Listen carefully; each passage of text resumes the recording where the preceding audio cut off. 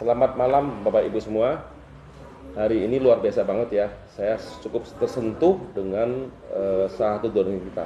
Ya, beliau ini dari tim Bali saya di bawah Enita dan Tika. Ya, baru berkenalan tadi pagi. Ya, tapi saya cukup terkesan dengan penyampaian kisah ceritanya, ya, latar belakangnya.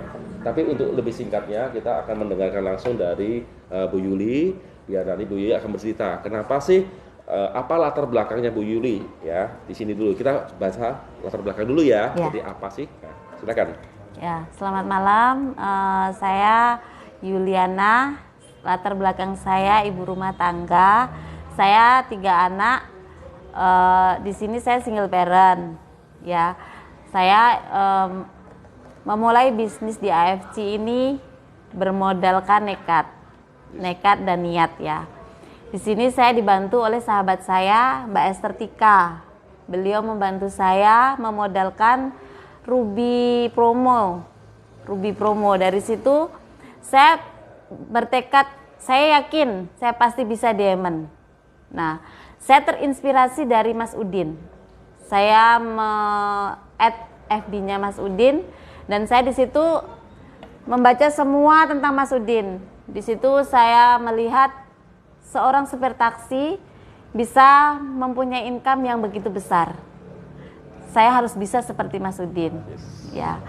Dan di sini saya bermodalkan mencari pembeli awalnya. Saya mencari pembeli yang tidak masuk member, jadi saya kumpulkan dan akhirnya saya diamond. Dan saya bekerja sama Pak Dokter di Lapas Kerobokan. Nah, saya juga ya dengar dari lapas ya. Coba bisa cerita sedikit kenapa sih pernah di lapas dan apa sih yang diperbuat dan sebagainya. Baik kok. Ya, saya lulusan pesantren Lapas Perempuan Denpasar. Ya, kenapa saya berbicara lapas pesantren ya? Karena di situ saya bisa mengenal agama dan saya bisa membaca Al-Quran. Sebelum saya masuk di lapas, saya nol. Saya tidak pernah namanya sholat atau tidak pernah saya belajar membaca Al-Quran. Tapi saya bersyukur walaupun saya masuk penjara, keluar dari penjara saya mengenal apa arti agama. Di situ saya dijebak sama pacarnya sahabat saya. Jadi saya itu Gojek, tapi bukan Gojek online gitu, bukan. Karena dulu 2015 belum ada Gojek online. Jadi saya Gojek antar teman. Saya nganterin teman Gojek ke karaoke, dia kerja di karaoke. Saya disuruh beli makanan dan saya disuruh belanja. Pada suatu hari di tanggal 13 Februari tahun 2015, saya disuruh mengantarkan barang. Tapi saya tidak tahu barang itu apa. Karena waktu itu malam Valentine. Saya sudah disuruh belanja beberapa teman untuk mengantarkan kado untuk pacarnya ya, untuk Valentine. Nah, kebetulan di situ ada satu pacarnya teman saya itu menyuruh saya mengantarkan bungkusan. Saya juga berpikir itu kado kok. Bukan, saya nggak ada berpikir apa-apa. Tapi beliau memberikan saya uang 1 juta. Ya, saya kaget dong. Nah, setelah saya tanya, ini diantar kemana bos? Kamu diam aja dulu, nanti saya kasih tahu alamatnya di mana. Kebetulan anak saya nangis, saya habis melahirkan kok. Anak saya waktu itu umur 2 bulan, saya lagi menyusuin. Nah, anak saya nangis, saya izin, boleh saya pulang dulu ke rumah? Oh ya boleh, kamu pulang aja dulu ke rumah, nanti saya kabarin.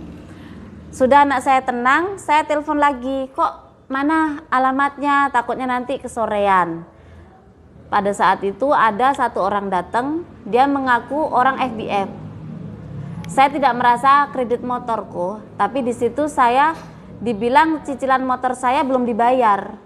Nah, saya izinkan FBF itu masuk ke kos. Waktu itu saya ngekos dan kebetulan sudah di dalam kos, saya dari Polresta Denpasar. Ya, loh, saya salah apa Pak? Saya tidak punya kesalahan dan saya tidak merasa membuat kesalahan. Jadi saya silakan diperiksa. Tidak ditemukan apapun karena bungkusan yang tadi hanya saya taruh di meja. Di meja di depannya dia padahal. Tapi polisi itu nggak tahu. Tadi kamu ada bawa bungkusan apa? Saya bungkusan ini Pak gitu. Coba kamu buka. Salahnya saya sudah membuka barang itu.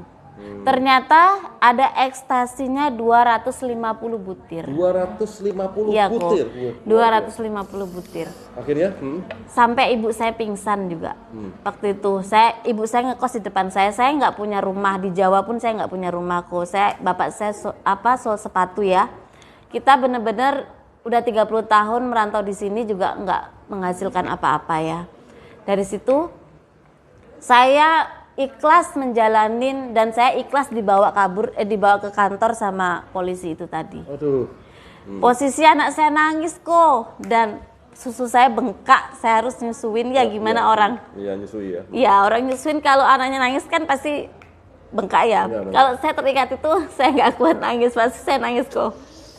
Jadi di sana saya hanya bisa berdoa dan berdoa. Tapi ya namanya hukum kita harus patuhin hukum ya. Jadi saya mau nggak mau. Berapa tahun Anda di penjara? Saya tuntutan 12 tahun kok. 12 tahun? Ya, yang menyelamatkan saya dari 12 tahun anak saya yang pertama. Tanggal 26 Juni 2015 saya dituntut 12 tahun. Anak saya membawa celenganku ke hakim. Saya nggak tahu kejadian itu, saya nggak tahu. Bapak, mama saya tolong bawa pulang. Saya punya ini. Itu saya nggak tahu. Saya diceritain. Kalau anak saya tidak di sana mungkin saya kena 10 tahun kok. Jadi karena anak saya ke sana, hakimnya itu iba sekali ya. Ya karena saya juga ada anak kecil. Jadi anak saya masih 2 bulan, 1 tahun setengah sama 11 tahun. Itu benar-benar buat hati saya sakit kalau ingat itu sebenarnya ya. Suami kemana ya? Pada saat itu suami saya istri ketiga kok. Saya nggak pernah diperdulikan lah sama suami. Jadi semua saya terima itu. Kesalahan ada di saya semua. Jadi saya jalanin, akhirnya saya vonis 6 tahun kok. Ya. Bebas tahun berapa itu ya? Saya bebas 2019. 2019? Ya. Selama 2019 ini ke 2021 apa yang dikerjakan ya?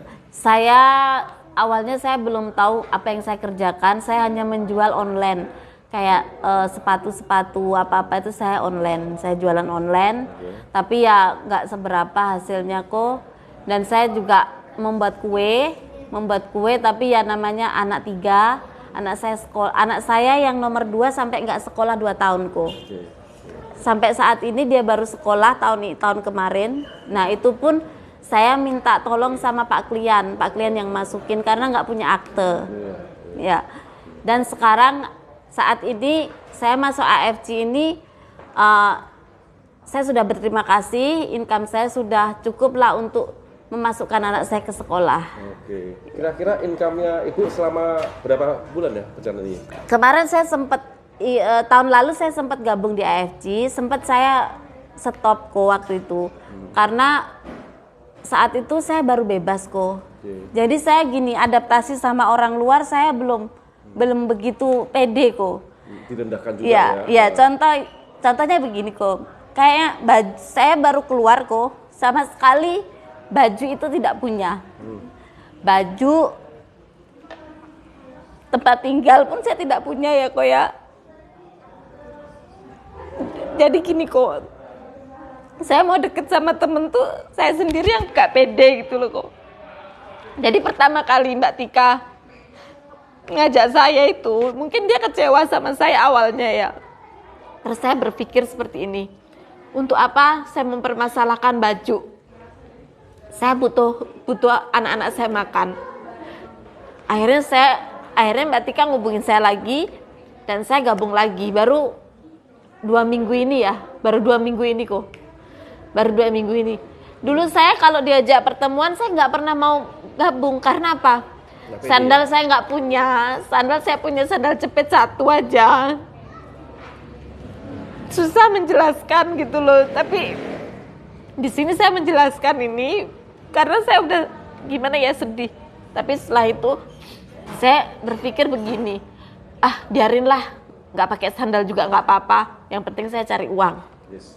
Ya, dulu awalnya juga Tika selalu marah sama saya. Kita udah janjian, pasti saya nggak datang. Kita udah janjian, karena Pak, saya ngerasa baju mereka bagus-bagus, baju saya nggak punya baju gitu loh. Itu aja kendalanya awalnya kok. Tapi 2 minggu ini saya nggak peduli dah, walaupun saya nggak punya baju, saya nggak peduli. Ya alhamdulillah ya kok ya, namanya Tuhan itu selalu ada ya. Ya sekarang saya jalanin enjoy, saya setiap diundang ada LOP apa, saya datang aja, mau saya nggak pakai baju, pakai sobek apa, saya masa bodoh. Intinya saya niat satu, hanya anak. Income-nya kemarin sudah bergabung 2 minggu ini ya? Ya, minggu ini ya? itu udah berapa ya? Itu udah ada, awalnya ada 300 masuk, terus saya closing diamond sama ruby 2. Ya, kok ruby safir 1 diamond, 2 safir. Terus ada hampir 7 juta lah kok. 7 juta ya, luar biasa.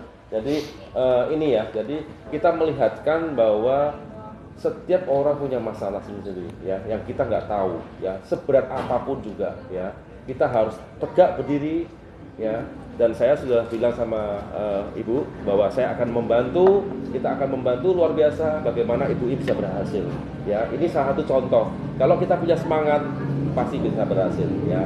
Luar biasa Bu, thank you. Terima saya kasih akan bantu kok. Ibu ya, Yeah. sukses selalu ya. Oke, thank you. Terima kasih banyak kok, terima kasih.